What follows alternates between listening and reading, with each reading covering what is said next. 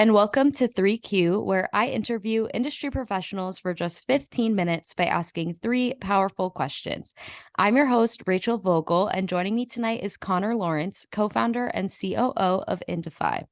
Indify is the investment marketplace for independent music, a platform that gives emerging artists the traction and ability to raise funding from strategic investors in a fair and equitable way. While in college, he developed the first iteration of the company, along with the creation and distribution of an editorial newsletter. That newsletter showcased artists like Khalid, Billie Eilish, and Post Malone long before they reached the mainstream. And at its peak, subscribers included over 10,000 senior level music executives. Over the past 7 years, Indify has helped independent artists drive over 1.8 billion streams and secure over $2.5 million in funding. And in 2020, Connor was featured as one of Rolling Stone's Future 25, which showcases the next generation of music industry innovators. So, Connor, thanks so much for being here. Are you ready for these three questions? Of course, of course. Thank you for the introduction. You're welcome. Okay, here we go. Imagine for a second you're sitting down with your 25-year-old self. What one piece of advice would you give him on a personal note? And what one piece of advice would you give him from a business perspective? Yeah, 25. It feels long ago, but not too far, right? Pre-COVID. But I think personally, like from what I've experienced right over the past few years, I think the first thing I'd say on a personal level is having a defined work-life balance. You know, in the music industry, it's easy to forget that because this is like our passion, right? We all love music. We're all in it day in and day out because we love music. We love artists. We love working with like great artists. It's easy to forget that music is our passion, right? And so, whether it's going out to a show for an emerging artist or, going to dinner with a peer at another, company, it's easy to forget, I think, that these are still work events. And so something that I've kind of realized through the years is like, while like those things are great and I think they're great, obviously you can make amazing friends in music as well. And it's great to like develop your personal network and professional network as well. I think having clear definitions of work-life balance and being able to kind of draw the line between it. I often think of this interview that I like watched where it was referenced that Serena Williams talked about the idea of sustained greatness. That it's Mm-hmm. not just like about being great for like a short span of time. That these great athletes, these great business people, they're great for like decades, right? They look at their whole career, they're like sustaining greatness. And I think it doesn't just come from working day in and day out like 24/7. I think it comes from taking breaks, being able to pause. And it's not a pause or a break because you're lazy or anything like that. I think it's a pause or break because you're being strategic with your time. You're saying, okay, like I'm going to take it easy now so that when I get to it, I can perform at the highest possible level. I think that's like one thing I would think about definitely on a personal level, like cutting those boundaries really hard. Right. And so does that go for your professional as well? No, I think professional. It's interesting. I think professional. It's because it can kind of be a personal thing too. But I think from what I found professionally, especially working at an early stage startup, I think you have to be really warmly honest with yourself and the people around you. And I say warmly because I think you always have to be like nice and Mm-hmm. positive and warm is like a really good word because I think it just kind of sums up the feelings of it, right? Like it has to be there has to be warmth to the honesty that you're giving people, right? If you're giving feedback, if you're telling them how you feel, if you're being even honest to yourself. Um, but I think it's easy not to be honest. It's easier just to like not say how you feel, right? Like not give people feedback, not like kind of call yourself out on something. But I think in being honest, you're being accountable. You're creating a system of accountability with your peers and yourself.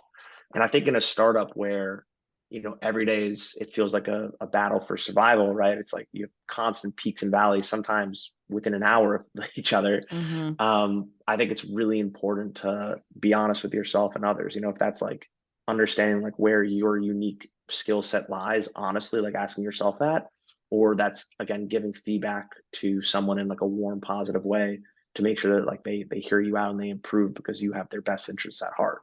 But I think just warm honesty across the board is really important when working at an early stage startup. Mm-hmm. So, since you've had so much success at such a young age, I would love to flip this question for you. And what would you hope to tell your 70-year-old self? Oh, I like that. That's a good question. I think so. What would I tell my 70-year-old self? hmm Um, that's tough. I would tell them that, like, like, I hope they had a good life. I hope they, they worked hard. Yeah, But yeah. I Stuck think I to would it. tell them I hope they're happy. Like I hope they genuinely like worked hard and had a good life. I think it's tough because I'm like, do I know what I do until I'm 70? Like, do I, if I'm talking to my Yeah. 7-year-old self? That's a funny question though. That's pretty good. Um, I think it'd be interesting if what would my 7-year-old self say to me now? Yeah. Like I think that's like I think it's I'm curious about that. I think ideally they would tell me to relax, like not take things as seriously, probably, and to like focused on working consistently towards things that like I truly am passionate about, and Mhm. to care for the people that I work around. Because I love I it. think it always has to be about the people before the products. Definitely. Here we go into question two. Every industry has its dirty little secrets, and you and I both know that it's no different in the music industry. Sometimes people think that's a bad thing, but that isn't always the case. Sometimes they can be good. So, what's one secret you would like to share with our listeners about the industry? Yeah, I think this is a great question. But the the thing I've learned in the last few years, right? Because just on the background, like we came into the music industry in 2015 when like it was not a good time, right? It was like the blog era, hmm artists weren't making a lot of money, like streaming hadn't taken off. And so if you think about like the recent environment that we work in every single day, right? Like streaming took off in really 2018, right? Spotify, right? I always think of Juice World, like his first big song really taking off, right? Then you think about TikTok, which really took off in like 2019, 2020 with Lil Nas X, and obviously I think the pandemic. So we're in this totally new environment and we're in this totally new ecosystem. And with this new environment and with this new marketplace, I think there's a truth where there's a secret to the fact that like we're all learning as we go.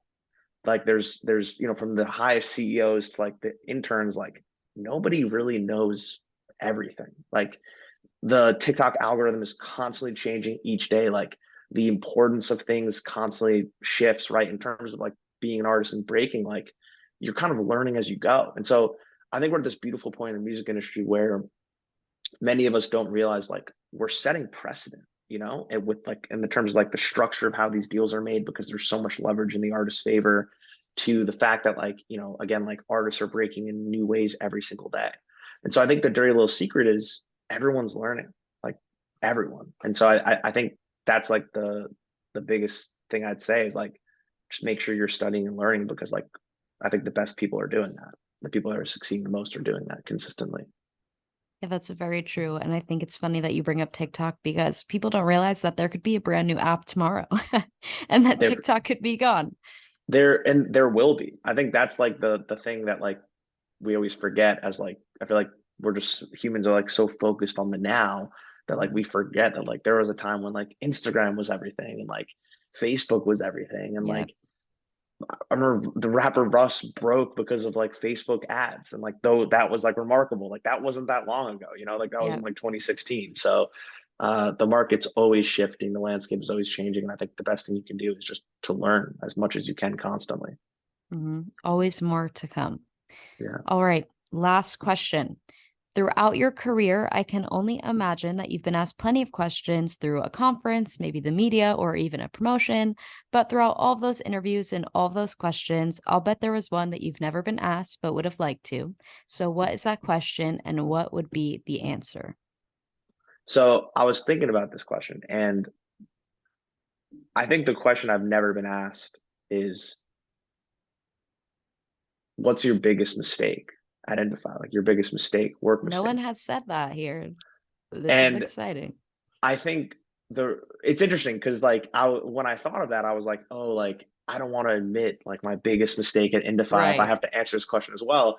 But I don't think it's about the actual answer to the question. I think for me, the concept of the question of like normalizing everyday mistakes, right? Like if you're a professional athlete, right? Like, and I just because I think that's like an easy thing. I watch like a lot of football.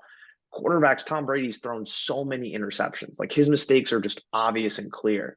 But as like professionals, I think we try to like hide and like not act like we make any mistakes, that people are perfect. And so I think most people make mistakes. Everyone makes mistakes, especially at work. It's a high pressure environment. And so Mhm. I think more of the concept of like normalizing making mistakes, like making it so like we all know that we make mistakes. It's like not as big a deal as we think it is, right? Most mistakes are solvable and most mistakes are reversible. And I think in terms of like what my answer would be is I think the funniest thing or like the funniest mistakes I would make often would be like typos in our newsletter. And I remember I started the newsletter on MailChimp, and MailChimp would have this like they like when you went to go press send, it would be like a monkey's hand pressing send, and like there would be like a little sweat mark coming out of the monkey's hand because it was so nerve-wracking to like press send to send newsletter to like 10,000 people. Um, but I remember like the first time I made a typo error, like I just like went home and I was just like so upset. I would just felt like, complete idiot. But then I realized like, like one, like most people don't care. And two, like you can always get better. You can always improve. And like you're gonna make more typos in the future, right? Um, and so I think overall, like normalizing mistakes, I think is a big key. That's like what I would take away from this question. Well, Yeah. Connor, it has been so great having you on tonight. I appreciate you taking the time to chat with me. Of course, And of course. Thank you. to all of my listeners, I know you enjoyed hearing from Connor just as much as I enjoyed chatting with him. So stay tuned for next week's episode of 3Q, where I interview industry professionals for just 15 minutes by asking three powerful questions. See you then.